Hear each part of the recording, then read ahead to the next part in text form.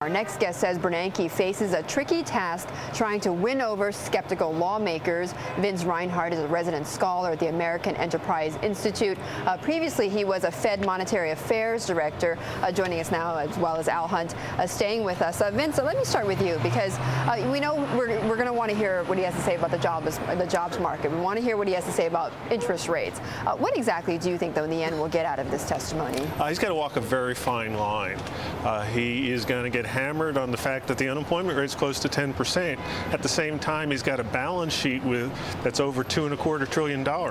So if he says too much about feeling the pain associated with joblessness, then he's going to get questions about his exit strategy. And as he talks about the exit strategy, he only wants to talk. He doesn't want to provide too many specifics that'll make people think he'll exit prematurely. Well, could he slip up at all? I mean, could the lawmakers push him hard enough that he might actually be pushed to say something? He's gotten to be pretty good at this. I doubt he's going to slip up. But I agree with Vince totally. And the other balancing act he'll have is if they start to ask about financial regulation, there's a little bit of a split within the Federal Reserve System. The regional banks don't want to give up that regulatory power. The central bank is willing to make compromises. So I think he'll walk a very delicate line there, too. Well, no, go ahead. One thing to remember about lawmakers, nobody wants to ask the question that leads the chairman of the Federal Reserve to give an answer that produces a 700-point drop in the Dow. That's true, and so when markets are uncertain, it's actually an easier time to testify, at least from the questions you get, although you really have to be careful about your answers. And yet it strikes me, though, at this time, 6 months later, he's testifying at a point when the economy is doing much better. Granted that there's still a lot of problems, of course, in the jobs market, but it is doing better. Does that give him any type of at least support?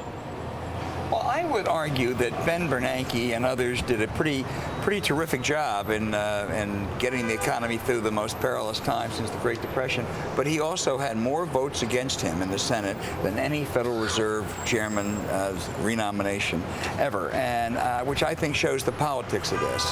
That I think he doesn't get enough credit, and I think it's much easier to hammer on the central bank when you have a 10% unemployment rate than to talk about structural difficulties. You agree? That's why you have an independent central bank sometimes. They're making the decisions you don't want to be responsible for. In particular, the public is very angry. Some of the anger is unfairly directed at the Fed. Some of it is fairly directed at the Fed. You'll see that more on the Senate side. Because what's fairly directed? The question's a lack of transparency. Did they fully inform the people up on the Hill? Were they too interventionists? And questions going forward, in particular about their unwillingness to work with the Senate, in particular, about making significant changes on the financial reform side. Al, observing all of these testimonies, are we going to see any chance that this is going to sort of diverge into other topics? I don't know, Wall Street pay, for instance, or the Volcker rule and things of that sort? Well, I think you'll probably be asked about the Volcker rule, and there may be a question, too, about Wall Street pay. But I think that between the economy and the role of the central bank and what Vince just talked about, I think that's going to dominate the questions. That's enough on a plate already, right? It is. Vince, thank you so much for joining us. Vince Reinhart of the American Enterprise Institute.